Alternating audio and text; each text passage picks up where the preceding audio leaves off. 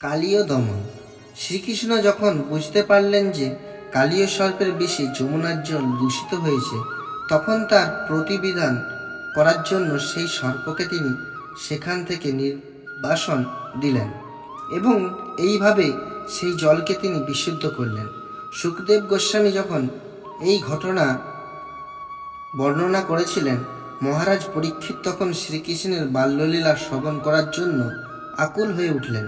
তিনি সুখদেব গোস্বামীকে জিজ্ঞাসা করলেন, সেই জলে বহু বছর ধরে বাস করেছিল যে কালীয় সর্প, শ্রীকৃষ্ণ কিভাবে তাকে দণ্ড দিয়েছিলেন।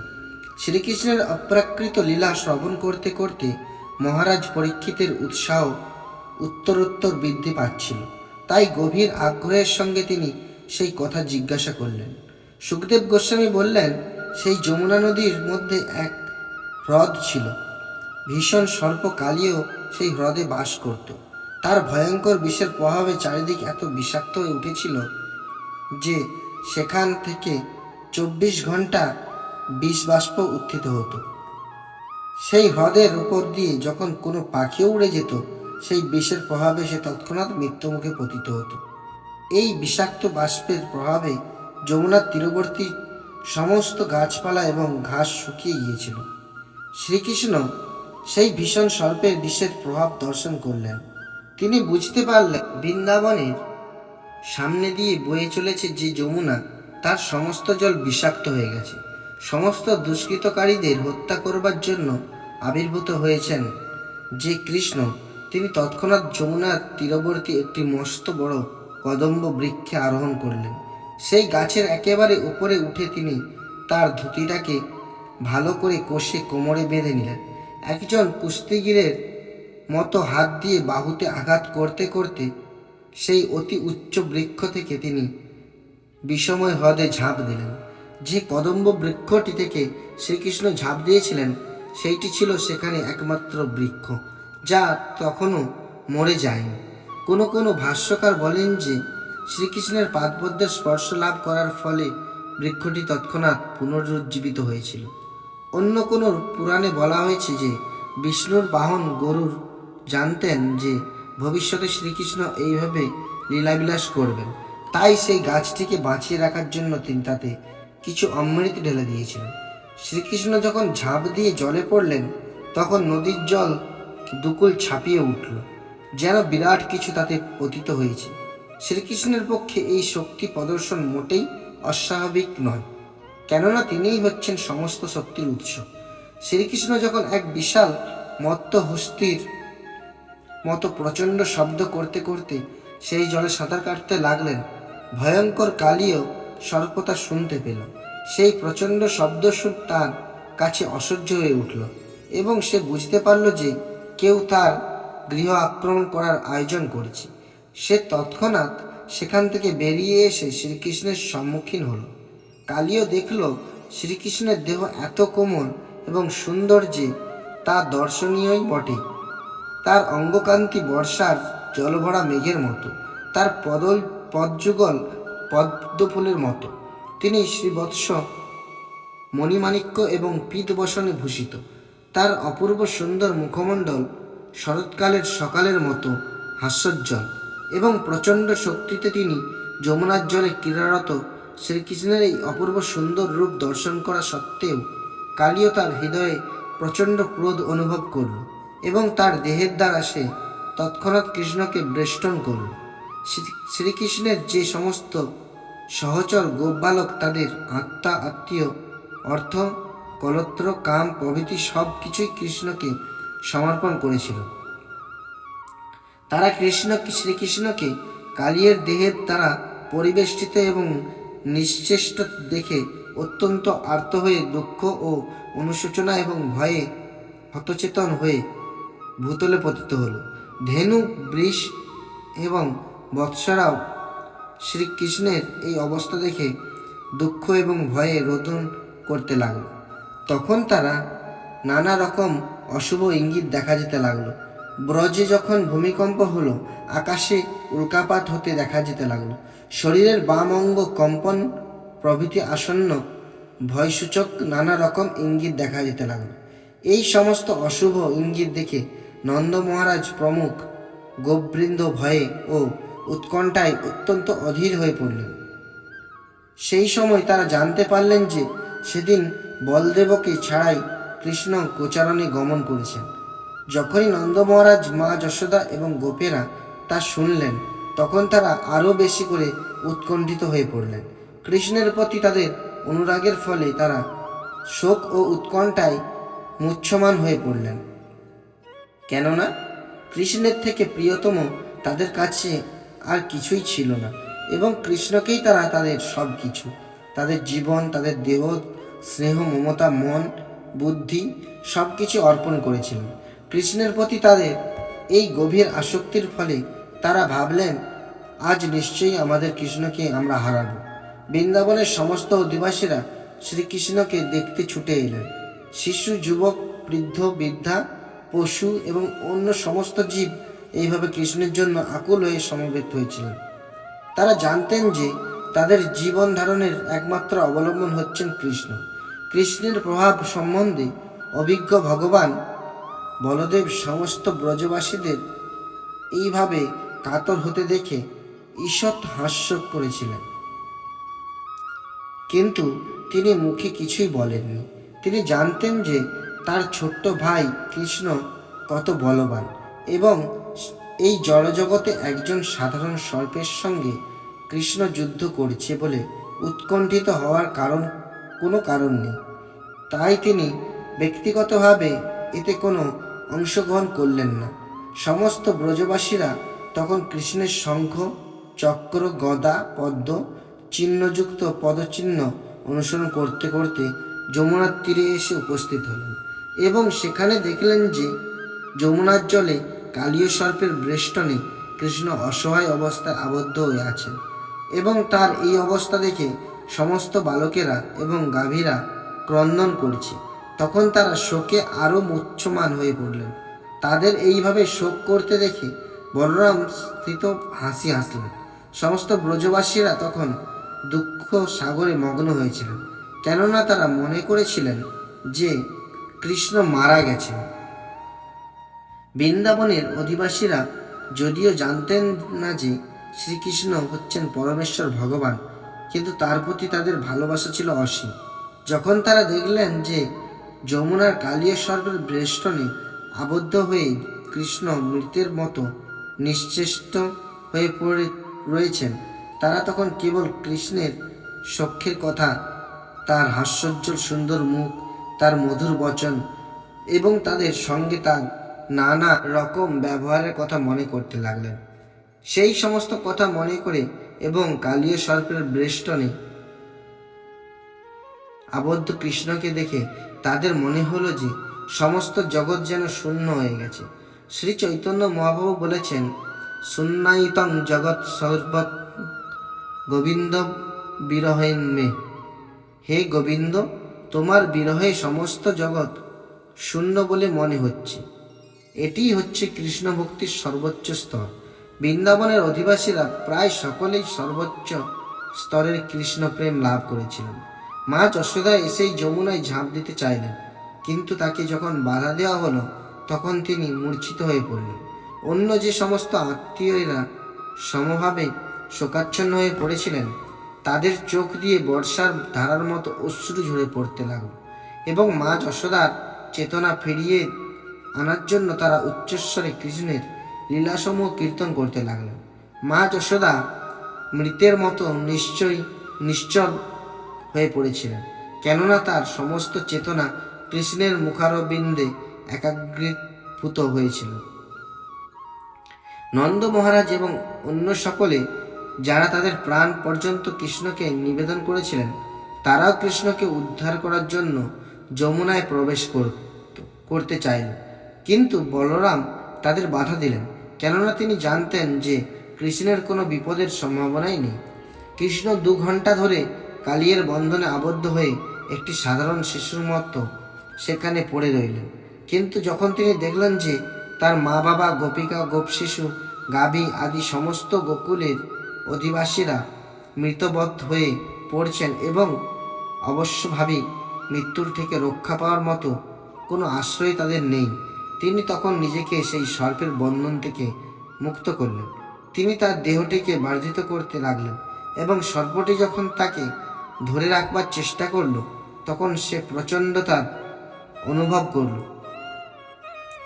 সেই ভারের ফলে তার অঙ্গ শিথিল হয়ে গেল এবং পরমেশ্বর ভগবান শ্রীকৃষ্ণকে তার বন্ধন থেকে মুক্ত করা ছাড়া আর কোনো উপায় রইল না।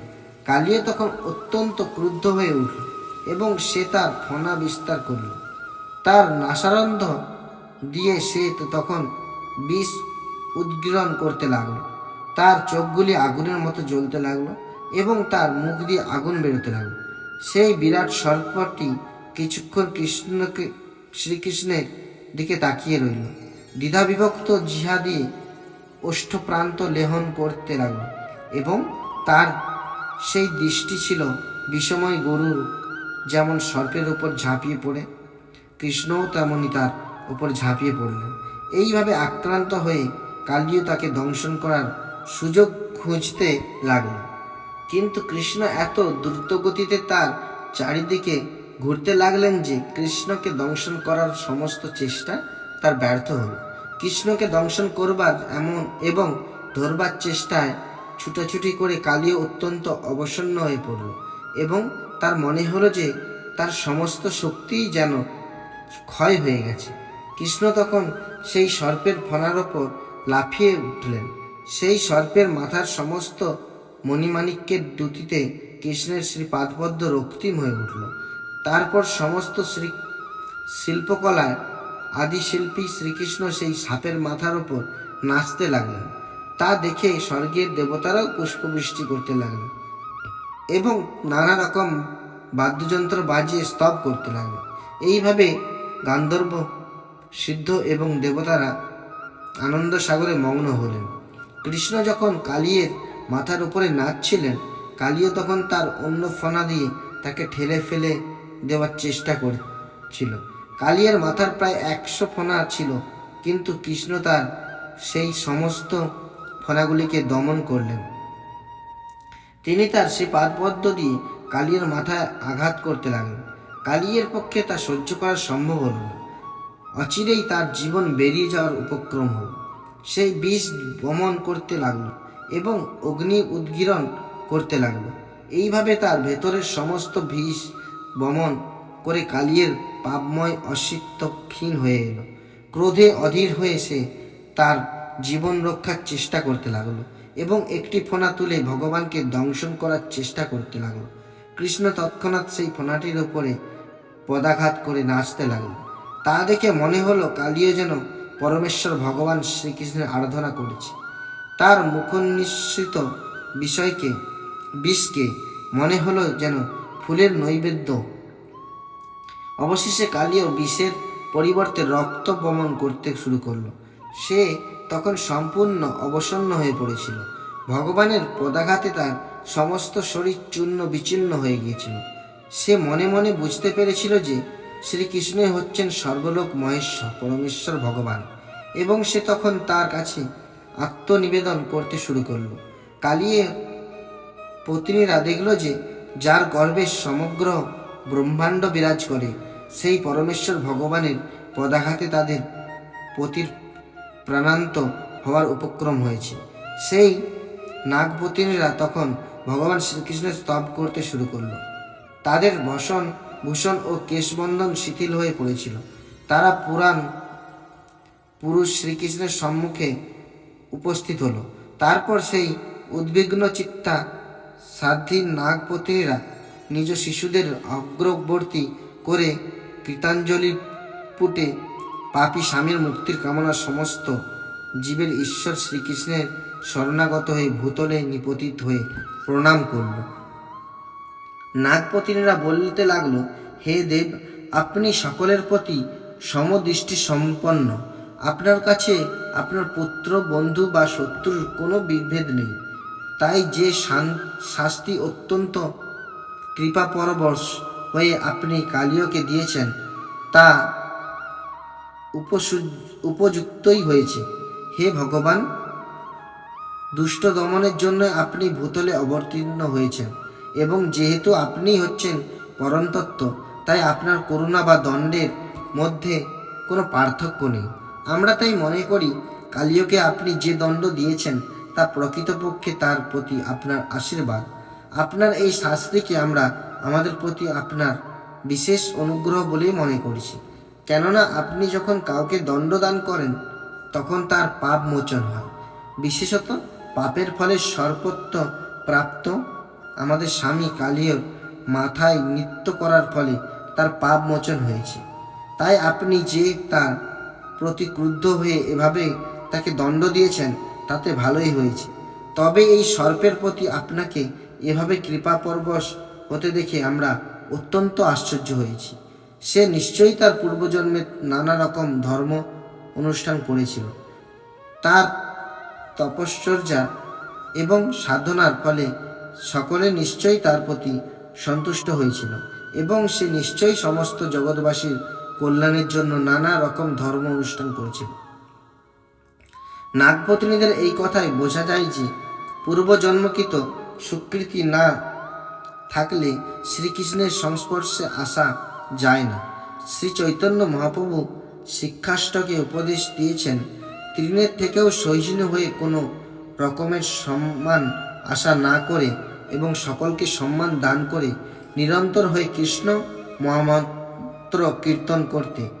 নাগপত্নীরা আশ্চর্য হয়েছিলেন যে জঘন্যতম পাপ কার্য করার ফলে কালিও যদিও সর্বত্র প্রাপ্ত হয়েছিল, তবুও সে ভগবানের সংস্পর্শে এসেছিল এবং শুধু তাই নয়, ভগবান তার শ্রীপাদপদ্ম দিয়ে তার মস্তকে স্পর্শ করেছিলেন।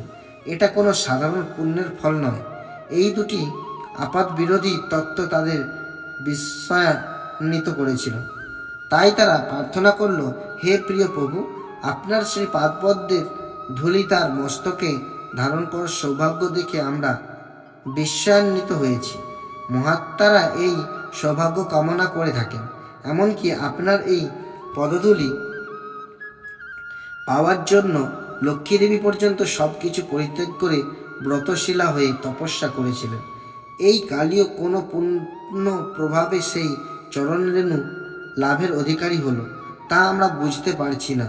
মহাজনদের কাছে আমরা শুনেছি যে যারা আপনার শ্রী পাদপদ্মের ধূলিকণার দ্বারা মহিমান্বিত হয়েছে তারা স্বর্গলোক, সার্বভৌম পদ, ব্রহ্মপদ, পৃথিবীর অধিপত্য, যোগসিদ্ধি কিংবা মোক্ষ বাসনা করে না। হে প্রভু, হে পদরঞ্জ বাঞ্ছা করে সংসার চক্রে ভ্রমণশীল মানুষেরাও উৎকৃষ্ট ফল লাভ করে থাকে। ক্রোধ পরবশ তম গুণোদ্ভূত এই সর্পরাজ ব্রহ্মারও দুর্লভ সেই পদরজ প্রাপ্ত হয়েছে। শ্রী চৈতন্য চরিতামৃতে বলা হয়েছে, ব্রহ্মাণ্ড ভ্রমিতে কোনো ভাগ্যবান জীব অথবা গুরু কৃষ্ণ প্রসাদে পায় ভক্তিলতা বীজ।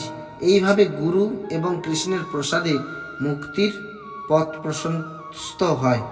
নাগপত্নীরা বললেন, আমরা তাই আপনার সেই পাদপদ্মে আমাদের প্রণতি জানাই। হে প্রাণনাথ, যেহেতু আপনি হচ্ছেন পরম পুরুষ, তাই পরমাত্মারূপে আপনি সকলেরই হৃদয়ে বিরাজ করেন। যদিও আপনি জড় সৃষ্টির অতীত, তবুও সব কিছুই আপনাকে আশ্রয় করে বিরাজ করছে। আপনি হচ্ছেন অনন্তকাল, কালশক্তি আপনাতেই অবস্থান করেছে এবং তাই অতীত, বর্তমান এবং ভবিষ্যৎরূপী কালের আপনি হচ্ছেন দ্রষ্টা। হে ভগবান, প্রতি মুহূর্তে, প্রতি ঘন্টায়, প্রতিদিন, প্রতি বৎসর, অতীত, বর্তমান এবং ভবিষ্যতে যা কিছু ঘটছে তা সবই পূর্ণরূপে আপনি দর্শন করেন।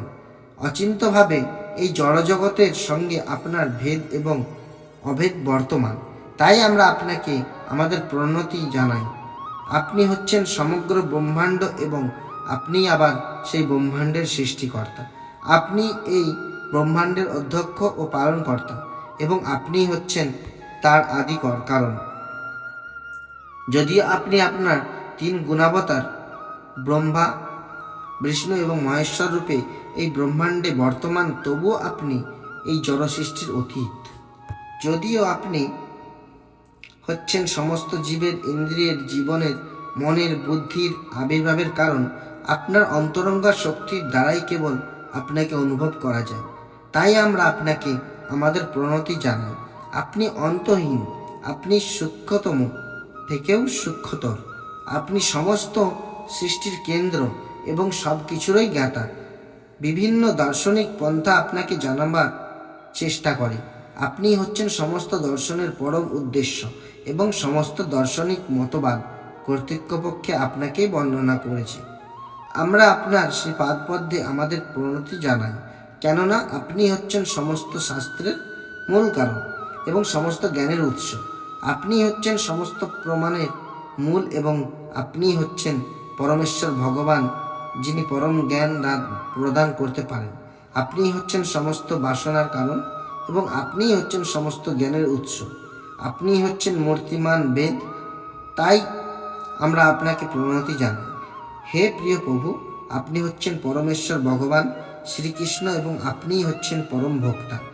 এখন আপনি মূর্তিমান শুদ্ধ সত্য বসুদেবের সন্তান রূপে আবির্ভূত হয়েছেন।